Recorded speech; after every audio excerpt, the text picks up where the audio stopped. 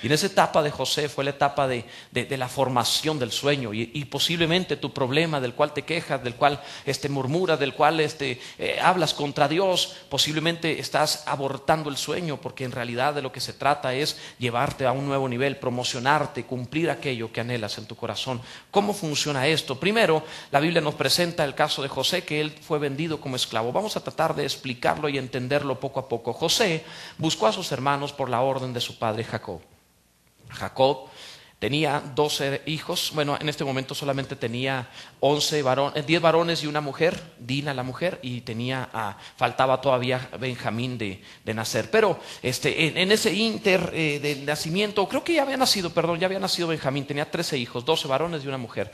Y entonces en ese inter buscó José a sus hermanos, enviado por su padre Jacob, lo envía a ver qué es lo que ellos están haciendo allá por una región llamada Siquem, pastoreando las ovejas de su padre Jacob. Y José va porque José no es un hombre que está trabajando en el campo, ni trabaja como sus hermanos, ni siembra. A él, dice la Biblia, lo vimos la semana pasada, Dios le dio, su padre Jacob le hizo una túnica de colores, lo vistió como príncipe, lo vistió con realeza, lo vistió con honor. Y por supuesto no podía meter esa clase de ropa en el suelo, en la tierra o entre los animales, porque le estaban dando una identidad real, una identidad principesca.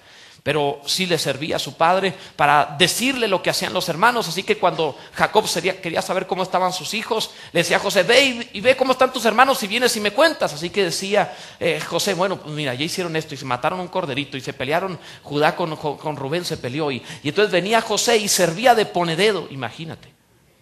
Entonces, para empezar, sus hermanos lo aborrecían por la túnica de colores, por el amor de su padre, y para colmo servía de esa manera. Y luego los sueños de José, en los cuales soñaba que se inclinaban a él, pues lógicamente sus hermanos lo aborrecían.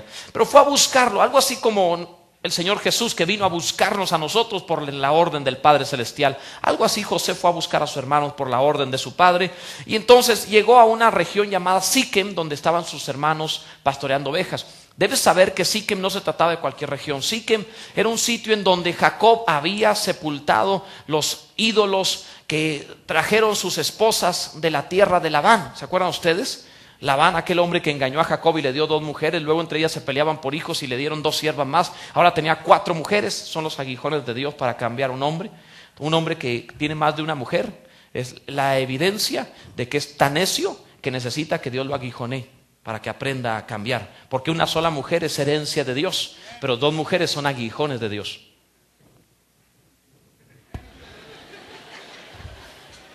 Nadie dijo, se quedaron callados. Es en serio. Una mujer es la herencia de Dios, eso dice la Biblia. Pero 2 mujeres ya son herencia de otro. En fin, el punto es que en el caso de Jacob, enterró ahí los ídolos que habían traído de la casa o de la tierra de Labán, o de la casa de Labán. Y ahí en Siquem los enterraron. Y Siquem fue un lugar difícil. En Siquem había una ciudad, que así se llamaba Siquem, en la cual existía el antro de Siquem. Y un día Dina, la hija de Jacob, fue también a ese mismo lugar donde estaban los ídolos de la familia y donde estaba el antro de Siquem, a una fiesta que hizo el príncipe de Siquem. Y en ese lugar, por cierto, entre paréntesis lo diremos, mira lo que le pasa a tus hijos cuando los dejas ir al antro. Y entonces Dina llega a ese lugar, dice la Biblia que aquel príncipe abusó, violó a Dina. Sin embargo, él trataba de remendar la situación y le propuso a Jacob la mano de su hija, casarse con ella. Los hermanos de Jacob, que eran los cristianos de la época y que estaban bastante civilizados, le dijeron: ¿cómo no? Pero nosotros nunca emparentamos con gente que no está circuncidada. Circuncídense todos los varones de la ciudad y le damos a nuestra hija y mezclamos nuestras propiedades. Y lógicamente, como era muy rica la casa de Jacob, aquella gente dijeron: nos conviene. Se circuncidaron todos los varones. Al tercer día, que era peor el dolor, no había anestesia. Al tercer día, que era peor el dolor, la Biblia dice que los hijos de Jacob entraron en Siquem matando a cuanto hombre encontraron. Impresionante, ¿verdad? Esos eran los cristianos de aquel tiempo. Algunos dicen: no, es que antes era mejor. No tienes idea. Eclesiastés dice que nunca dirás los tiempos pasados fueron mejores que estos. Jamás hablarás esto con sabiduría. Ten por seguro que estás viviendo el mejor tiempo que debes vivir. Ahora bien, Hizo una tremenda mortandad. Jacob dijo, nos has hecho aborrecibles, nos hicieron aborrecibles a este pueblo. Pues ahí en ese pueblo donde escondieron los ídolos y donde por supuesto también habían hecho una mortandad tremenda, ahí llegaban los hijos de Jacob con sus ovejas a pastorearlas entre ellos. ¿Te imaginas la burla que hacían? O sea, te ponen una golpiza y luego comen helado frente a ti. Esto es lo que hacían los hijos de Jacob. Eran gente temeraria, eran gente sin temor de los hombres, eran gente que vivía de una forma peligrosa. Entre ellos nace José. ¿Y tú crees que tu familia es difícil? Dices, no, pastor, no conoce a mi familia.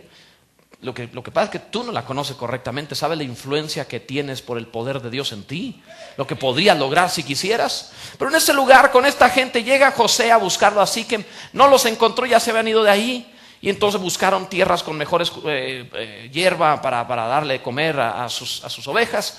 Y se fueron a otra región llamada Dotán, a 32 kilómetros de ahí. José llega con ellos y cuando no los encuentra pregunta ¿dónde están mis hermanos? Alguien le dice, fueron a Dotán. Llega hasta Dotán, 32 kilómetros. Y mientras va llegando José, esta gente que tiene días trabajando en el campo y que ven a su hermanito vestido de marinerito, vestido de príncipe con la túnica de colores que le hizo su padre, cuando lo ven de inmediato ellos se revive la envidia, viene la molestia y dijeron el versículo que leímos, ahora pues venid, matémosle. O sea, estamos lejos de la ciudad, estamos a 32 kilómetros de Siquem y como 10 más de nuestra casa. Estamos tan lejos que nadie se va a dar cuenta. ¿Quién va a decir que si llegó o no llegó con nosotros? Vamos a matar a este muchacho, echémosle en una cisterna y diremos alguna mala bestia lo devoró y veremos qué será de sus sueños. Siempre que tengas un soñador, también tendrás a alguien persiguiendo el sueño tratando de matarlo. Cada vez que tú ambiciones, yo fui amado por todos hasta que empecé a hacerle caso a Dios para cumplir los sueños que había en mi corazón. Entonces surgieron enemigos. Siempre habrá asesinos de sueños cuando tú busques cumplir el sueño de Dios para tu vida. Y se levantaron, trataron de matarlo o querían matarlo. ¿Y qué es lo primero que hace quien quiere matar el sueño de otro? Lo primero que hace es tratar de quitarle la cobertura que tiene. Lo primero que hicieron fue quitarle la túnica. Lo primero que hacen para robarle el sueño a alguien es quitar su cobertura. Mientras tú estás bajo una cobertura espiritual es muy difícil que puedan tocarte. Yo lo he visto una y otra vez. La gente dice, esa ciudad, esa iglesia, Palabra Viva, es una iglesia de ricos. No, es una iglesia donde enriquecen, que no es lo mismo. Porque Dios bendice bajo una cobertura, bajo sabiduría que ha puesto en una casa, en donde lo que haces prosperará, bendito sea Dios. Y entonces la cobertura misma te da una dirección, una bendición diferente, te salva, te protege.